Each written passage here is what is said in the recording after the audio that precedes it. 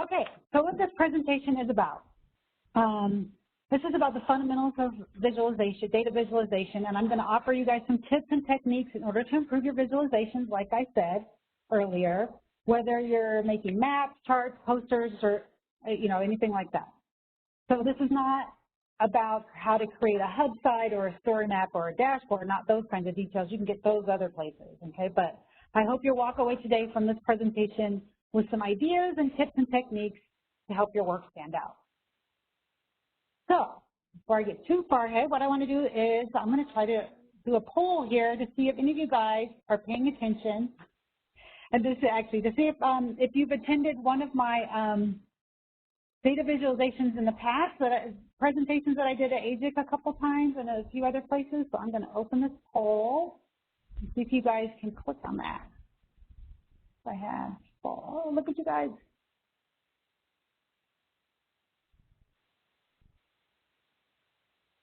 So exciting. I've never tried the poll before.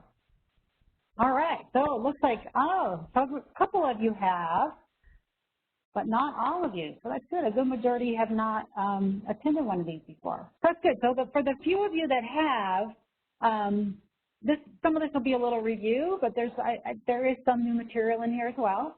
So I'm going to close this poll.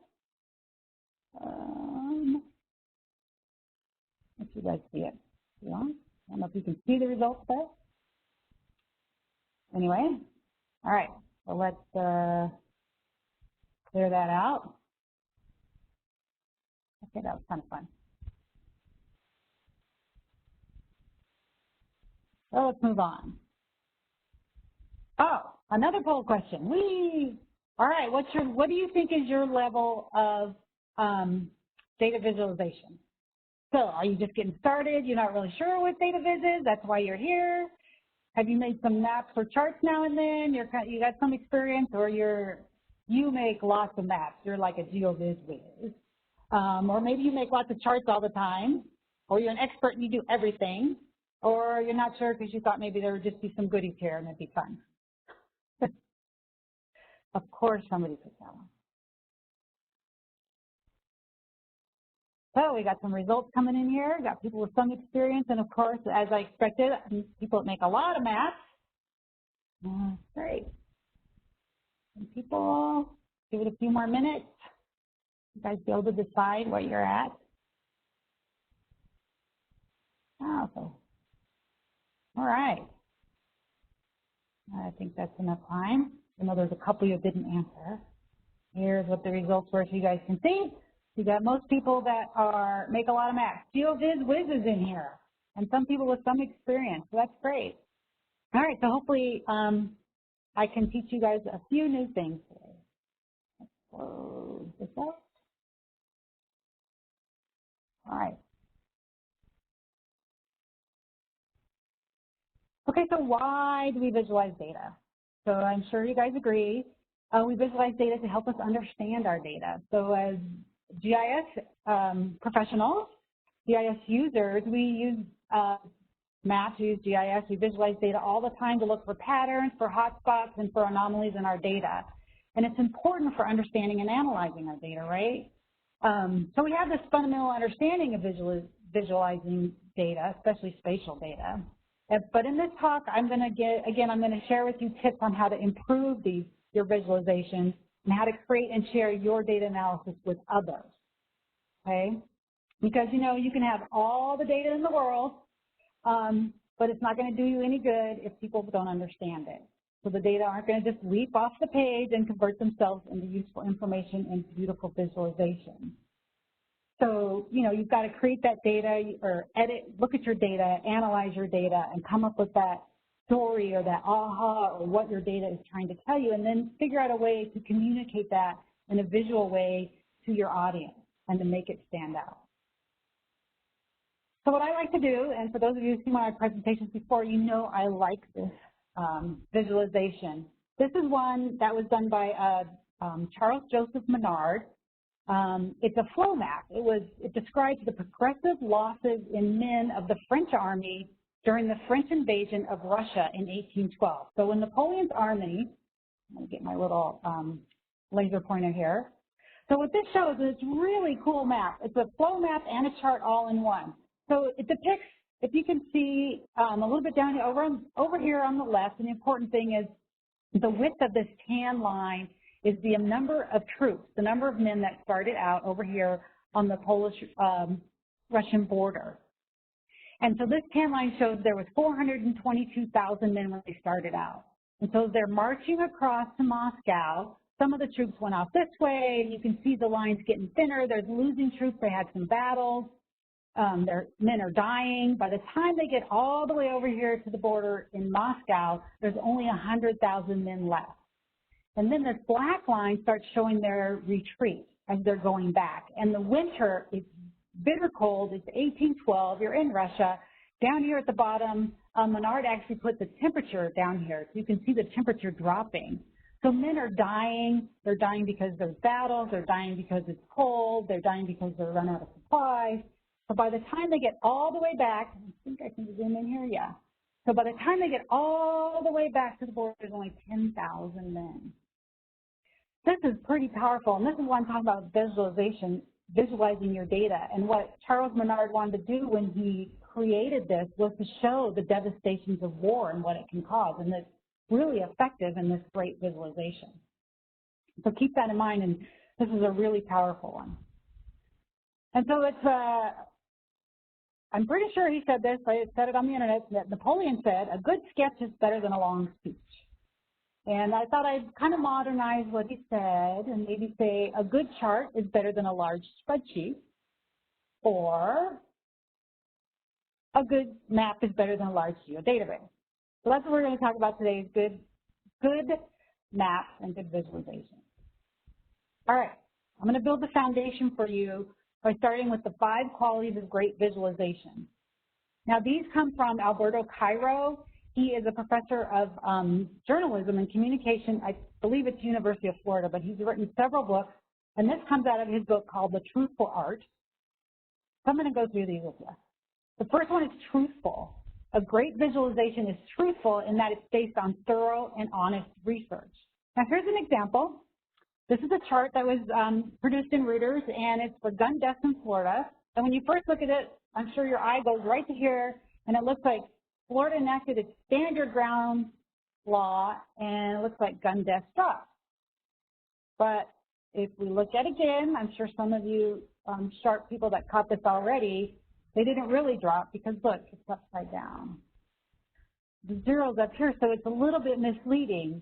Now, to her credit, Christine Chin, who was the person who created this chart for the article, she was trying to go for the effect of blood dripping to make it a little bit more dramatic, I guess, which, okay, I can see that, but if you're not being truthful, it's a little bit misleading, you're going to lose your credibility. So the chart actually should look like this, right? Should look like that. And you know, to her credit, I actually recreated, this is a recreation that I did, and I went and I got the data. So she had all the correct data.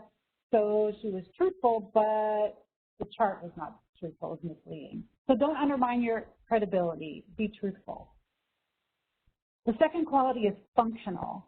So a great visualization is going to be functional in the way that it's an accurate depiction of the data, and it's built in a way that lets people do meaningful operations based on it. So let me show you an example. Okay, this is not a functional chart. However, this is a real chart that came out of a report, and I did not list the source because I didn't want to embarrass the organization that did this. But you can clearly see this pie chart. It's, okay, first of all, it has way too many slices. If you're going to do a pie chart, I highly recommend you limit the number of slices. If you get more than 2 to 4 slices, I would say try for a different visual. And I'll show more examples of that as we go on. But there's also all these different colors. They ran out of a color in their color wheel and started using these hashes in there. There's no real order of the elements. It's just really not functional. It's really hard to look at. So a better way to do this to make it more functional would be a simple bar chart, right? I only need one color in here. I can easily sort all the items from highest to lowest, and now if I'm doing some sort of a presentation or a report on, let's say, unpaved roads, I can quickly look, and there it is right there. And if I wanted to draw even more attention to it, I could gray out the rest of them and highlight just that one piece. So it's much more functional in this way. So the first two qualities, truthful and functional, and the third quality of a great visualization is beautiful. And so it's beautiful in the sense that it's attractive, intriguing, and even aesthetically pleasing for its intended audience. Now, of course, I picked a map for an example. This is a beautiful map that Lauren Tierney from the Washington Post created, and it appeared in just the September 13th print edition of the Washington Post. I think if I click, it will kind of give you an idea. So this shows the devastation of the wildfires along on the West Coast. It's really beautiful. She uses the background is real subtle, not distracting, and she has these the marks for the fire here where you can see how it's expanded, and you can even compare it to the populated areas, which are these light kind of purplish pink colors on my monitor anyway. So it's really beautiful. So a great visualization is also beautiful. And the fourth quality is insightful. So in other words, it's insightful in that it will reveal evidence that we might have a hard time seeing otherwise. And so here's an example of an insightful chart. This one came from the Wall Street Journal. It was sometime around, I think, 2013. They came out with this for 2012. But you can quickly see each row is states, and these are the number of cases of measles per 100,000 people, starting from 1928 all the way to 2012. And, you know, the darker, the more red, the more cases. And look what happened around 1963 when the vaccine was introduced. The cases started dropping. And they were measles was basically almost eradicated until I would assume this probably has something to do with the anti-vax movement starting up again. Would be interesting to get more data and see what it looks like now. In fact, before the COVID pandemic started in 2019, there were already almost 1,300 cases of the measles in the U.S. I did look that statistic up. So that's the fourth quality is insightful. The fifth quality is enlightening. So this enlightening such that you can grasp and accept the evidence that it depicts. And this is one of my favorite visualizations. It's very simple. I know it doesn't look like Laura Tierney's map, all beautiful like that. But this map, which is known as the hockey stick chart, if you're not familiar with it, I think a lot of people are. It's called the hockey stick chart because it looks like a hockey stick laying down. See, there's the shaft and there's the blade, basically. So what this shows is going back the thousands of years, shows the temperature of the northern hemisphere,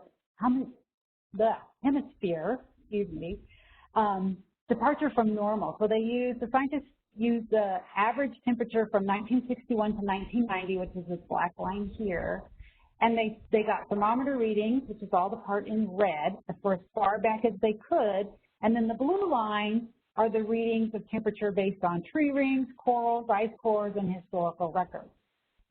So you can clearly see, look at this, as soon as man-made greenhouse gases are coming and all that, boom, the temperature's rising. And this chart was a key element in making people aware of global warming and that it was there, it's happening. And this, I would even say that this chart has all 5 of the qualities. Okay, it's truthful in that the scientists have plotted all the data, including their confidence intervals. So the gray lines are all their confidence intervals for the data. It's functional. It's an accurate depiction of the data, and it's built in such a way that lets people do meaningful operations on it. And now I do say beautiful because it may not be beautiful like the map, but it's attractive, intriguing, and it's aesthetically pleasing for its intended audience. When this was put out, it was shown to a group of scientists at a conference. I believe it was at a conference. But anyway, that's who it was. Their intended audience was originally for scientists. And it's insightful, right? It reveals the evidence we might have a hard time seeing otherwise.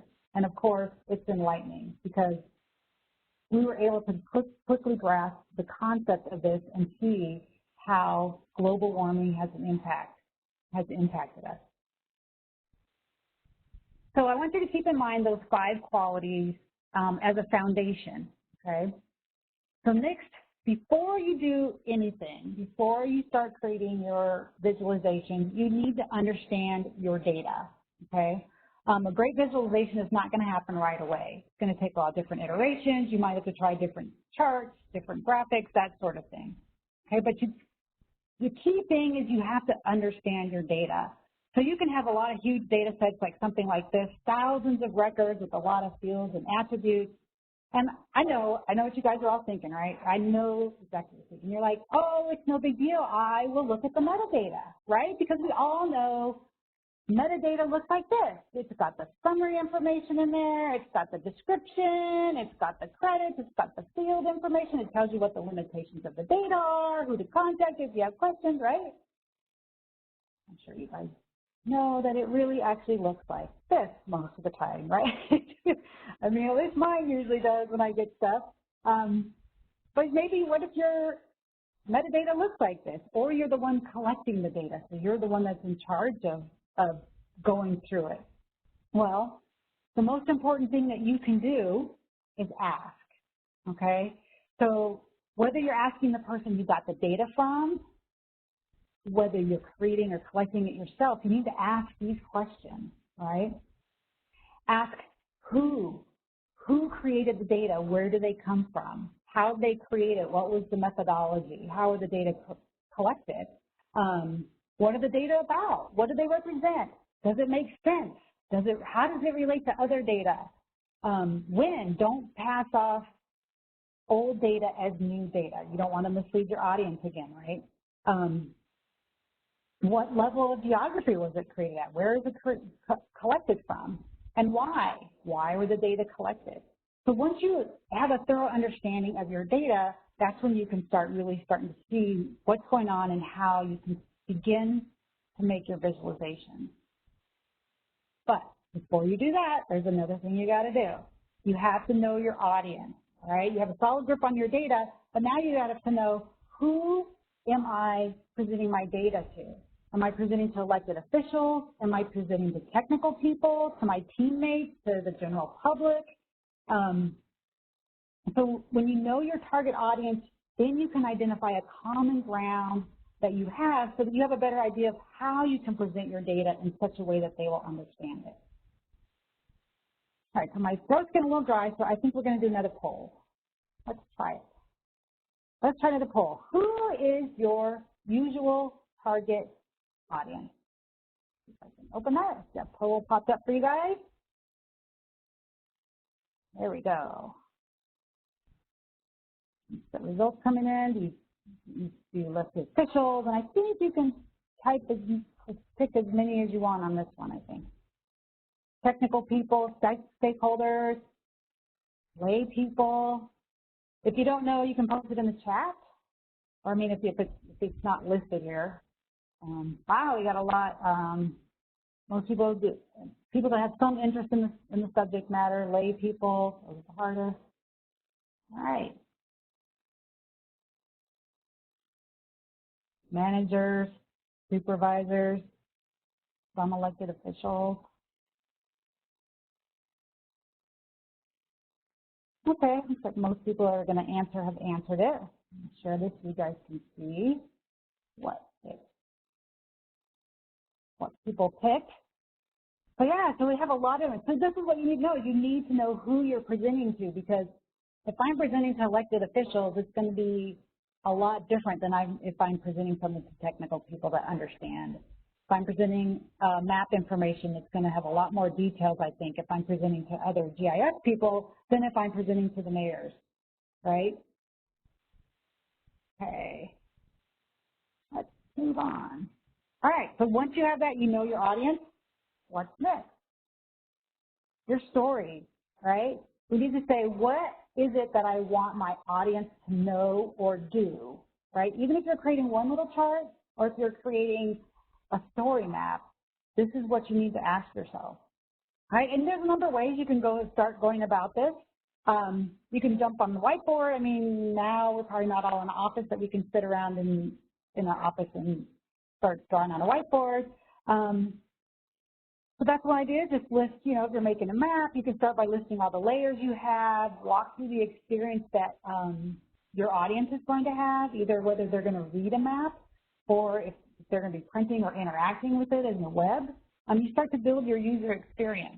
You get a pad of paper. This is what I usually do. This is actually how this presentation started out, with me just scribbling things down, like what did I want to say? What do I want my story to be? What's the flow going to be like?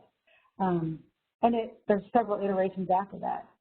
But another great way, and if a lot of you, dashboards are becoming pretty popular now, but another really cool way to start drafting up your story is use stickies and stick them on the board or on your desk, on the wall, because you can, especially if you're doing a dashboard, you can do like little charts like this shows here. You can have a chart in one and start moving it around for how you're going to lay out your dashboard. You can do this with story maps, even presentations, PowerPoint presentations, however you're going to do it. Stickies are great because you can rearrange them and scribble on them and replace them real easy. So they're a great way to do it. So this will help get you going, all right? So once you have all this, you have to decide, okay, well, wait, what am I designing for? What's the medium that I'm going to use, all right? Am I going to do a presentation? Am I going to do a poster? Am I doing a dashboard? Well, what do you guys use? Let me see. I have another. I think this is my last poll question. Last one I'm going to make you guys work on. So here we go. Yeah. Check all that apply. What type of visualizations do you guys usually do? Oh, look at them going.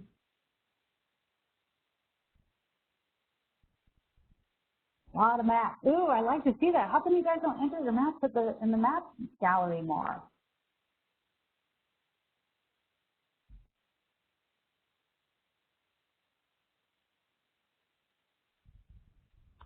Maps, charts. Check all that you do. Dashboards, you have a couple people doing dashboards, story maps. Anybody doing hub sites?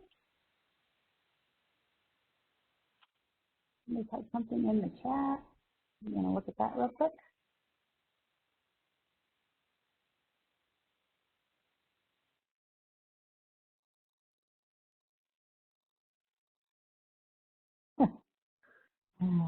All right.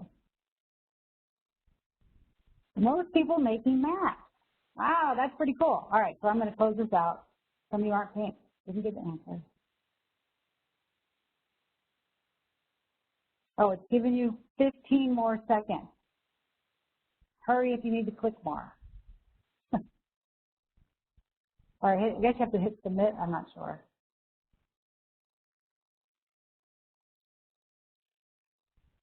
Okay.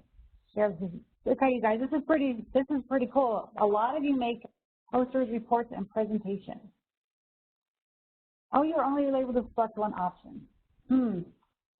Well, my first time using polling on this thing, so sorry about that. Still really interesting what you guys have done. All right, so what I'm going to do is I'm going to start with walking you through doing a visualization for a presentation.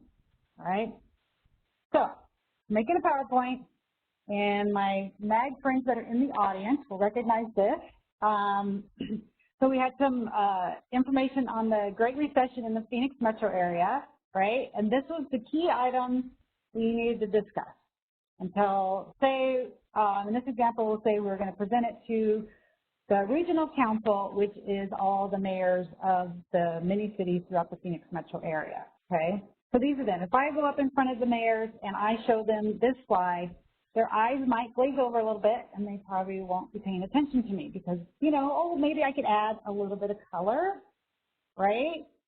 But it still just emphasizes my point, but still it's not going to be the best way. So what is, you guys would know what the best type of visualization for this would be, of course, a map, right?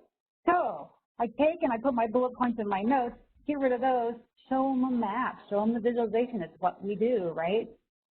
So I have this map of all, these are foreclosures that happened in 2010. There were 64,000 properties in some form of foreclosure at the height of the recession. And then I can quickly switch and say, but now, today, assuming I was presenting this to them last year in 2019, there's only 3,700 property in some form of foreclosure. Now notice what I did here. So this is a powerful visualization because one, it's super simple. It has one data point on it. So it just has the foreclosures. That's all they see on the map, right? And they can quickly see, I'm going to flip back to the big one, you know, the big red blob, and then wow. See how dramatic it is? Now the mayors are going to like that because they like pictures, right? But notice also that I reduced a lot of the clutter. I don't really need a legend here. I put my main item right here in big letters right here at the top, and I've used the whole slide, okay? If you're doing a presentation, you have this canvas. If you're doing a widescreen slide, I'm going to flip real quick. Here is your first real live tip on making a presentation. If you're making a map, creating a map for a presentation for PowerPoint, use the full slide if you can. So go and set in ArcPro or ArcMap, set your page to the size of the slide and design for it. This is your canvas. You don't need margins. You're putting it on a big screen or on somebody's monitor if we're doing virtual stuff like this, right? So these are the sizes, and if you forget what they are, if you write this down and forget, just go into PowerPoint on the Design tab on the right side, which is slide size. You can see what size they are, and you can set it custom for your own size if you want. And if you're worried about your talking points, your bullets, use the features in PowerPoint. Put them down here in the notes section, right? Stick your bullets off, take them off the slide, put them down here in the notes section, and then when you're using presenter mode, which looks like this, which now a lot of I think it's on by default in PowerPoint a lot of the time now. You can now see your notes, and I can see what slide I'm talking on, and so all my talking points are here, and they're looking at the nice picture. Plus, if you have to redistribute your PowerPoint slide to somebody and give it to them, the notes will all still be there along with the graphic in your visualization. So use these tools that are available to you, right? And like right now, if you're doing virtual presentations, here's your tip. I'm actually using presenter mode now, and if you are going to also be on camera, you can have the presenter mode on the one that's where your camera is, so you can still look into the camera if you're shown, even though I'm not today. And then you can share the monitor that is playing your slideshow. So there's your little tip for doing a good presentation. All right, so what if we're doing a poster, right, or a report or a brochure or something printed? Now, one of the things is you don't have as much control over your audience. So when I'm doing a presentation, I can tell you what I want you to know, right? I can guide you through by just showing you the pictures, and I can speak all the things that I want you to know. If I'm putting it on a written document that you're going to read, I can't control exactly what you're going to read. You're going to flip through it. You know, I can only put certain things on there, of course, but I still don't have as much control, right? So I might need to put more detail and more information. So here's a little graphic that shows the amount of control that you have based on whether you're doing a verbal visualization or written, okay? So if you're, like I said, if you're doing verbal, if I'm doing a presentation, I have more control over my audience. It's high, whereas the level of detail that I need, where's my little chart there? Okay, the level of detail that I need, if I'm presenting it, I don't need as much detail, right? I don't need all that detail on my slide because I'm telling you it. But if I'm doing something written, I need a higher level of detail, right?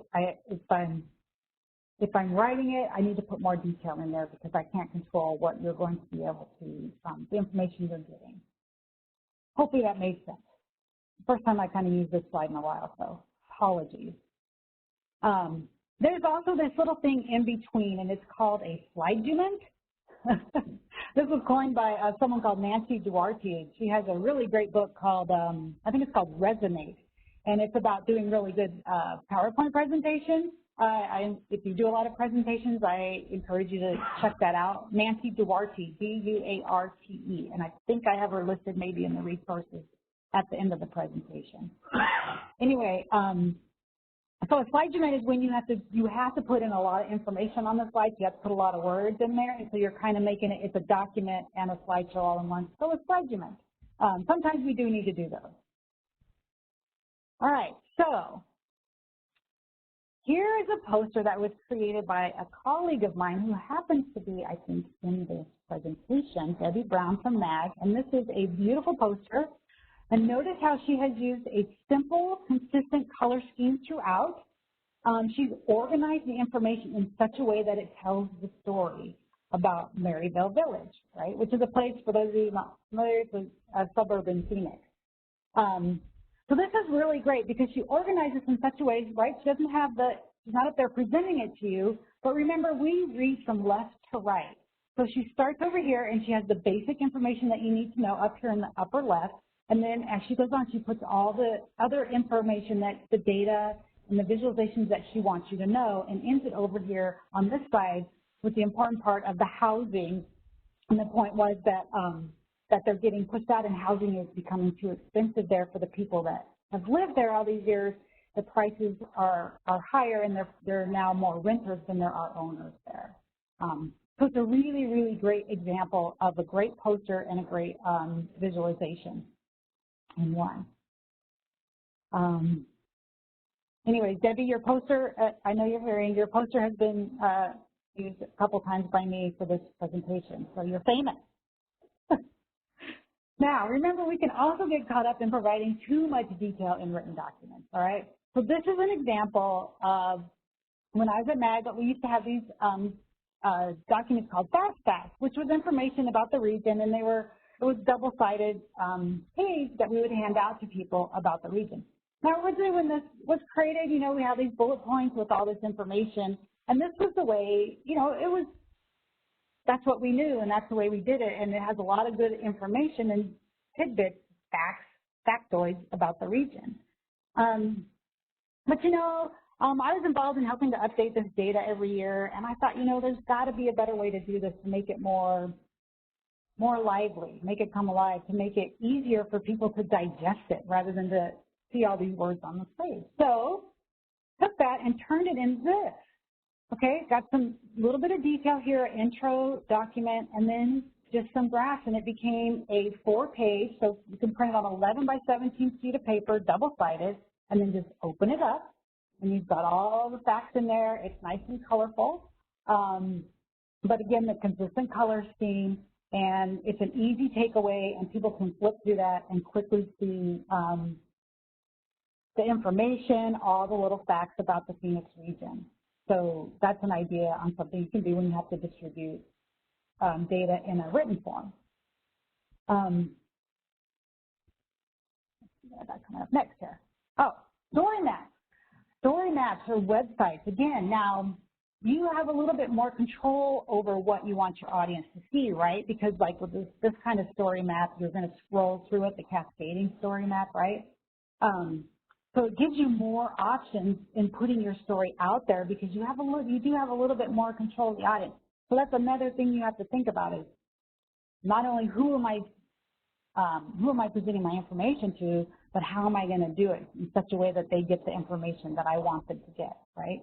This is a really neat one. I don't think I have scrolled too much, but it's a really cool story map. Fridays on the Farm, and they did some really nice maps in there in the story. I'm sure you guys have seen this type of story map before. But again, take advantage of the real estate that you have with the story map. You have all that. You can scroll and add more story to it and more layers, more scrolling. Here's an example. I believe Esri put this one together. It's very simple. It's a dashboard with the map in there. It shows the severe weather events. They used a simple, consistent color scheme, easy to read icons, and there's white space here. Now, don't be afraid of white space. Sometimes white space is good, right? It can help to call attention to the parts that are not white space, right? So pay attention to those sorts of things. And what you want to do is just focus on what's important, okay? So you want to focus your audience's attention onto, you know, what you feel is important, what your story is. I'm going to give you another example here. Here is an example. This is some data from post-conference survey last year for the AGIC conference, right? And so these are the responses that we got to our social activities. And I know you guys are probably thinking, the first thing you look is you see all these percentages, and the first thing that most people would think, because I know I would too, is let's do a bunch of pie charts, right? So yeah, you could see everything, and you got my rule. Remember I said 2 to 4 slices. These have like 4, some might have 1, 2, 3, 4. Wait, that has 5, that one has 4. Okay, so you could do it, and you could say, oh, look how quick I can see. The trivia challenge was the most popular, but then, you know, I have to do all this other work to figure out what else is going on here. What's the rest of the story? What do we need to know about our events, about how people responded to these questions about about all the social activities? So instead, we could look at it a little bit different, like this, right? If I put it in the bar chart, look at this. It's super easy to look at. I can put my main point is right here at the top, 90% positive rating. The trivia challenge was the most popular social event that we surveyed. And if you look, you can quickly see that 90%, I labeled it right here so that you can tell that I'm saying anything good or excellent is positive, right? And I use the greenish color for all the positive stuff, and I just use gray for the rest, right? So what's average, neutral, not so good. So now we can look at this and we can quickly see what we needed to work on to make it better for this year, right? Of course, unfortunately, we're not all meeting in person, so we didn't get to do a better job on the maps and apps opening. But we have you guys here now, so hopefully you guys are enjoying the conference so far. Anyway, so that's an example of what you can do to make it, you know, make your story simple, easy to understand, right? So now let's look at a map. I'm going to redesign this map here. All right. So this map was done for a project involving the Intermountain West. It has a lot of different colors. This one was actually done, and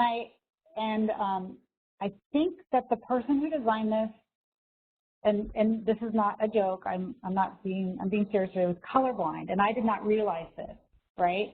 And so they needed help in understanding what the different colors was one problem. So so this is something you might, you know, I didn't understand about color blindness, and now I do. So now I'm actively looking for tools to help me understand what someone looks, when someone sees a map, that is, if someone that is colorblind sees a map, what do they see, right? And there's some tools that I'm just starting to explore, but I haven't really found any. So if anybody has anything, tips on color blindness, put those in the chat. I know Color Brewer.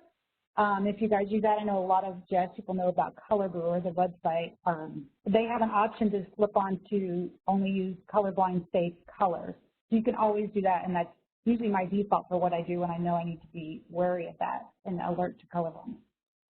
But anyways, on to this map. So the point of this map actually was to highlight where lands are that are protected for development, and because of this road right here, you can kind of see this. This is the alignment for the new Interstate 11, right? But it gets lost in there because of all the different colors. And, you know, to be honest, I did add this goofy nose arrow, and I added my goofy little logo there that I made up. I made it look a little goofier than it was. But the colors were actually originally there. But I left the colors because I wanted to remember to talk to you guys about color blindness. Anyway, so to improve on this map, go to my next slide, this is how you can redesign it. Okay, so notice the previous version had like 5 different categories of land. I didn't need all those categories. The main point of this was to show lands that were protected from development, okay? So I was able to collapse all the federal lands into one category, make it one color, and then the Native Nations, make those another color so they stand out so you can easily see, and they're in complementary colors. And then the alignment for Interstate 11 shows up really, really well now, and you can see it. And so it's easier to see. I also did a better, you know, made it a different projection. If there's any geodesists in the audience, I hope you appreciate that. Anyway, I do hope that, you know, the default for web maps is WGS 84 or WebMapator, I mean. WebMercator. There are ways to change that, and I encourage you to change it from WebMercator if you can. Oh, Lucas put in the chat, I see this over here, color blindness. Thank you, Lucas. That's great. And I'm going to incorporate some of these for my next time I have to give a presentation. All right, so notice also that I removed a lot of the color. I toned down the silly little made-up logo I did. I simplified, made a very simple north arrow scale bar here. And so it's just simple, and my main point is right there, because this was designed for a PowerPoint slide, obviously. And again, notice I've used the whole slide because I have all that real estate for me, right? All right, so another example, this one, I was doing this presentation recently, as you probably noticed, because there's been a couple of Wisconsin references in here. I didn't have time to switch them to Arizona. But so I found this one, and this is a really neat story map because it's very simple.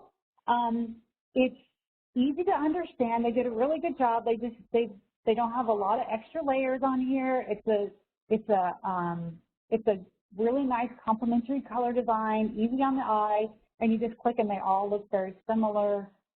It's just a really good example of focusing in on what's important. So keep in mind that reducing clutter, because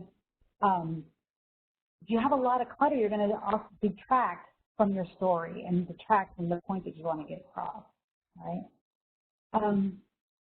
Reduce clutter. And another thing is get inspiration. Look for examples all around you. Just start noticing things. This is in the Economist magazine, right? So we get the Economist here, and they always have these little charts and little tidbits, and here's a little map right within the story. And notice how simple and effective they are. Right, here's another version, I think here. Yeah, a couple of charts that they have in there. So get inspired. Notice things around you. Look at them. Look at this dashboard. If this inspires you, what is it that makes it work? What would make it better? What would make it work for you? These are the kinds of things you want to ask yourself. This probably was inspired by the Johns Hopkins that everybody knows the Johns Hopkins COVID-19, because that dashboard, because that one came out, was pretty much the first, and it's very inspirational. So pull from these inspirations and make them better, make them work for you, right? So where do we go from here, all right? I know I've thrown a lot at you in the last 46 minutes. And I have some resources. This PowerPoint will be available for you guys, so we always make all these available that are provided. And the session is being recorded as well, but you can take a screenshot of this. This is some places where I get stock imagery, stock graphics, and vector graphics to work for on a lot of my different, the work that I do. Some are free. One tip that I would give you is stock photos, they do cost money. You need to get a subscription, but here's the big key. Most of you, I would imagine, work for an organization that probably has some sort of graphics or communications department. You might be surprised to find out that your organization has a subscription to some of these, and all you have to do is ask, and they will probably be able to get those for you. And I know when I worked at ADOT, they had one, and I was able to work with the graphics people to get me some photos now and then for presentations I was doing. And at MAG, we also had a communications department there, and they had a subscription, and they were able to get us when we needed some graphics for the work we were doing. So ask, make friends with your, with the other parts of your organization, and get some input. And plus, especially another really cool thing is if you have a graphics department, you can also, if you can make really good friends with them, sometimes you can get them to also help you with inspiring to do some really good visualizations. We don't all, I can't draw very good, but check it out. And if you have some, I see Chris Bertrand is putting Unsplash is good for free images too. So if you have other places, put them in the chat to share with others, and I'll add those to my list. The one thing I want to say about getting free ones off the internet is just be careful. Don't use watermarked images. That's piracy. That's basically stealing. So make sure, especially if you're doing something for your organization, you could get them in trouble. So make sure you're using, you have the right to use the imagery that you get. Right? All right, data visualization resources. Again, these are the books by Alberto Cairo, the one with the 5 qualities of great visualization comes from that book listed at the very top. And he has some other great books. His latest is that second one, How Charts Lie, which is really good. It's got a whole section there too about maps as well. So it's really good. And there's a bunch of other tips, things in here. It's hard for me to pick the best one because I have a whole bookshelf full of data viz type books. So these are some of my favorites and some really good ones. If you want to learn how to do some really cool stuff in Excel, this book by Stephanie Evergreen walks you through a lot of different steps on how to do some cool stuff with Excel for some charts. All right, so there's that. And these are my power tips for powerful visualizations. Again, the 5 qualities. I'm just going to summarize it up here. Make sure you understand your data and you know your audience. You know what your story is. You know what you're going to say. Even if it's just one chart, right? What's the point of this chart? What's the story? Like the example I gave you for the survey results, right? I had the point right on the top of the redesigned version of it. Design for your medium and focus in on what's important. Reduce your clutter. That includes limiting the fonts and the colors is also reducing your clutter because you can clutter up with a bunch of different looking fonts and colors. And I always have a hard time with color. That's something I'm working on. So they're kind of hard, but these tips are good. So Color Brewer and the color blindness stuff, these are some really good tips. I encourage you to look at them. Get feedback from others. I know at MAG we were really good about having other people critique our work, our teammates.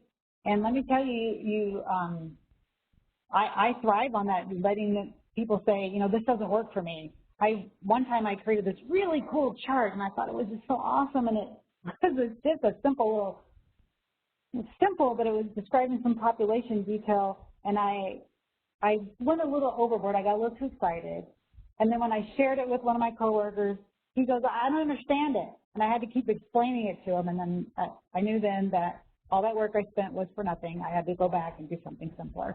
So just remember that. Be open to change. If somebody tells you it's not working and they can't understand it, you have to keep explaining, then it's probably not working out, and you're going to have to, you know, change it up, all right? And get inspiration from others. So I've wrapped it up. I've made it in pretty good time, I think. Here is my current contact information, and I will open it up for questions if there are any in the chat. Let's see if I can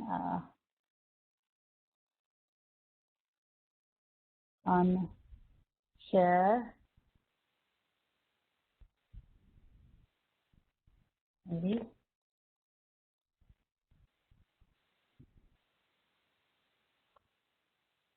Okay, Mariah, did you have any questions as we were going along? Was there any in there? And if anybody wants to unmute and ask a question, I think we have time for that as well.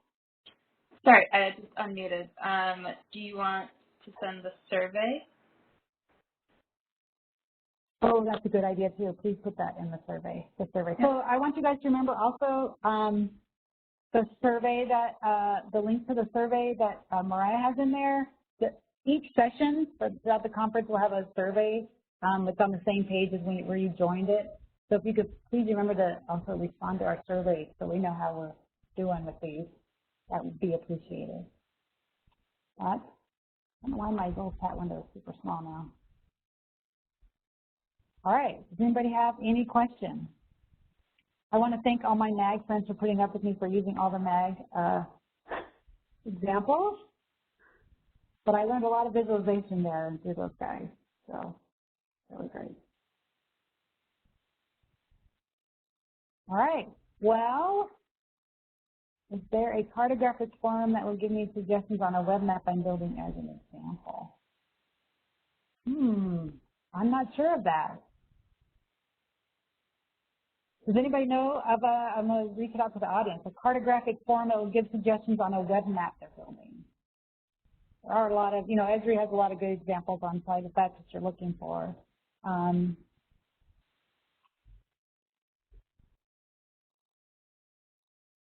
NACIS, National Association, I think it's nacis.org. They do a lot of cartography. It's a cartography organization, and they might have some stuff there that could help too.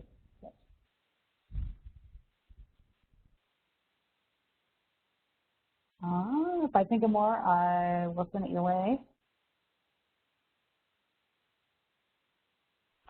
I want to thank you guys for coming. I guess if there's no more questions, I appreciate it. And Mariah has put the Esri community link in there. It's a good resource. Thank you, Mariah. And I think, you guys, we've made it through the end of the first day of the conference. So I hope all you guys that are still hanging on here will come back tomorrow morning because we have more good stuff lined up tomorrow and throughout the rest of the week. So if there's nothing else, I'll stick around, but the rest of you, thank you very much, and don't forget to fill out the survey.